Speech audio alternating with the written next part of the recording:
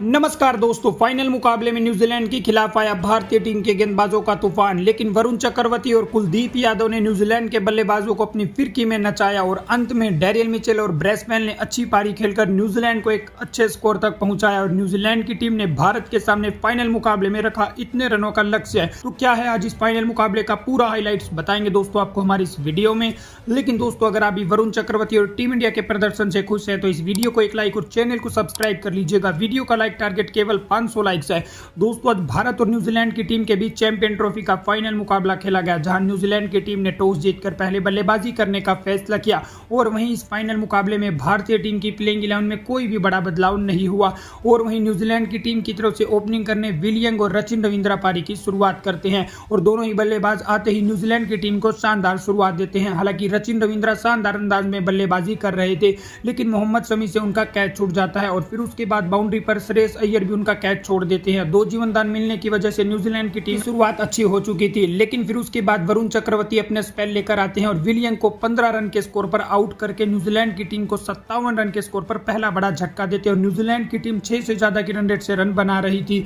और फिर उसके बाद रचिन रविंद्रा का साथ निभाने केन विलियमसन आते हैं और इन दोनों बल्लेबाजों के बीच छोटी सी पार्टनरशिप होती है, क्योंकि कुलदीप यादव आते ही अपनी पहली गेंद पर रचिन रविंद्रा को 37 रन के स्कोर पर बोल्ड कर देते हैं और न्यूजीलैंड की टीम को 69 रन के स्कोर पर दूसरा बड़ा झटका देते हैं और न्यूजीलैंड के दोनों ओपनर पवेलियन लौट चुके थे। और फिर उसके बाद केन विलियमसन का साथ निभाने डेरियल मिचेल आते हैं और इन दोनों की पार्टनरशिप भी ज्यादा देर नहीं टिक पाती, क्योंकि कुलदीप यादव अपने दूसरे ही ओवर में केन विलियमसन को 11 रन के स्कोर पर कैच आउट कर देते हैं और न्यूजीलैंड को 75 रन के स्कोर पर यहां पर तीसरा बड़ा झटका लगता है। बैक टू बैक 3 विकेट मिलने की वजह से भारतीय टीम इस मुकाबले में पूरी तरह से वापसी कर चुकी थी। फिर उसके बाद डेरियल मिचेल का साथ निभाने टॉम लैथम आते हैं और इन दोनों बल्लेबाजों के बीच अच्छी पार्टनरशिप होती है। हालांकि विकेट गिरने की वजह से दोनों बल्लेबाज टिक कर बल्लेबाजी कर रहे थे और भारतीय टीम के गेंदबाज न्यूजीलैंड के बल्लेबाजों को बिल्कुल भी रन नहीं दे रहे थे, लेकिन जैसे तैसे इन दोनों बल्लेबाजों ने न्यूजीलैंड के स्कोर को 100 रनों के पार पहुंचाया। जैसे इनकी पार्टनरशिप बड़ी हो रही थी, तभी रविंद्र जडेजा ने अपनी शानदार गेंदबाजी से लैथम को 14 रन के स्कोर पर आउट करके न्यूजीलैंड को 108 रन के स्कोर पर चौथा बड़ा झटका दिया।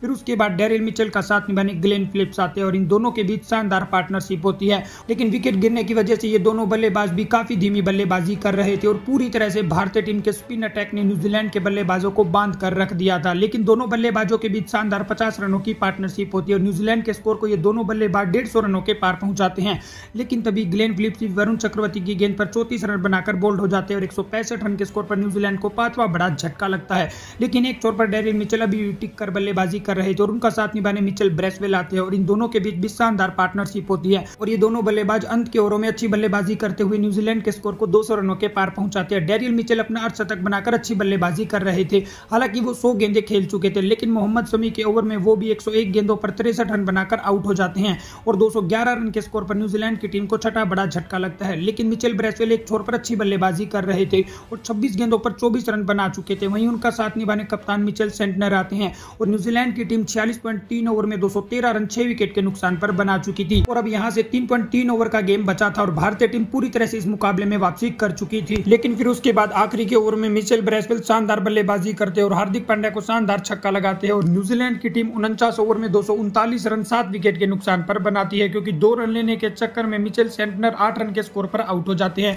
अब यहां से 1 ओवर का गेम बचा था और ब्रेसवेल 42 रन पर खड़े थे।